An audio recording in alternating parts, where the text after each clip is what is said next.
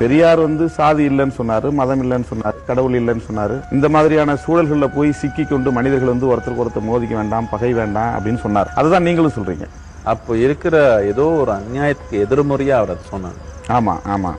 நான் எந்த ஒரு சூழ்நிலைக்கு எதிர்மறையா சொல்ல, என் உள்ளத்துல உணர்த்த உண்மை மட்டும் தான் நான் சொல்றேன். அது சரியா சரி. சமூகத்து சூழ்நிலைக்கு எதிர்மறையா நான் பேசுறேன்.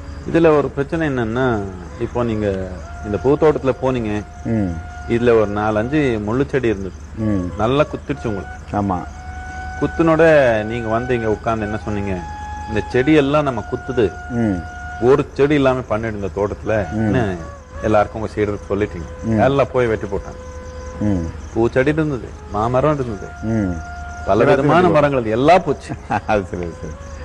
எதிர்மறையா செயல் செஞ்சா இப்படிதான். கோவம் வந்தப்போ முள் செடி எது மாமரம் எதுன்னு பார்க்க முடியாது, எல்லாம் வெற்று மாதிரி ஆயிடும்.